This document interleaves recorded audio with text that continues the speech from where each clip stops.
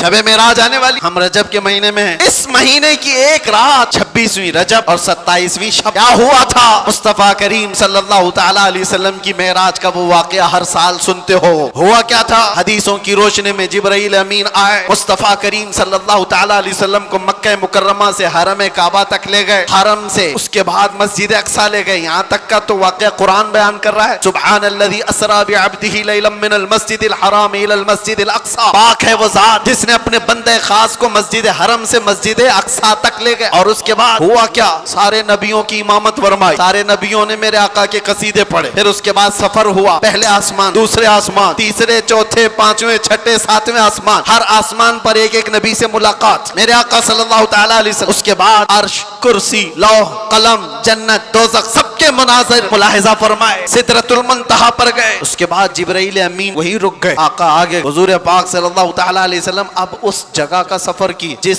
جگہ کا نام ہی نہیں، لا مکان، اس کو جگہ بھی نہیں کہہ سکتے، جگہ وہ ہے جو کائنات کے اندر میں، وہ لا مکان، مکان ہی نہیں، اور اس میں سمت بھی نہیں، نہ پورب، نہ پچھم، نہ دکھن، نہ اتر، کچھ نہیں، یہ تو وہاں ہے جہاں سورج نکلتا ہے، اور اس جگہ میرے آقا گئے جہاں سورج نہیں، چاند نہیں، اس کے آگے پہنچ، اور پھر وہ ایک ہی مقام قرب تھا میرے رب ذوالجلال کے حضور، رب تبارک و تعالیٰ کے حضور گئے، اور کیسے؟ قاب قوسین او ادنی، دو کمانوں سے بھی کم کا فاصلہ رہ گیا تھا، میرے آقا اتنے قریب گئے، اللہ کریم نے اپنے قرب میں، اپنے چلوں میں جتنا وقت چاہا حضور پاک صلی اللہ علیہ وسلم کو شرف ملاقات عطا کیا، بعد میں پھر حضور آئے، بیان کرنے میں اتنا وقت لگ رہا ہے، معراج کا پورا واقعہ بھی نہیں، سمری بیان کر رہا ہوں، خلاصہ، اور حضور رب تعالیٰ کے حضور سے تحفہ بھی لے کر کے آئے، پتہ ہے 50 نمازوں کا، موسیٰ علیہ السلام ملے، کہا 50 آپ کی امت نہیں پڑھ پائے گی، کم کرا لائیں، گئے اللہ کی بارگاہ میں 5 کم کرائے، پھر آئے، پھر 5 کم کرائے، پھر آئے، پھر 5 کم کرائے، 9 بار بارگاہ رب العزت میں جاتے رہے، آتے رہے، آخر میں 5 رہ گئی، پھر آئے، سوچو یہ بیان کرنے میں اتنا وقت لگ گیا، صرف چھوٹا سا سمری اور خلاصہ، لیکن حقیقت اس واقعے کی یہ ہے، تا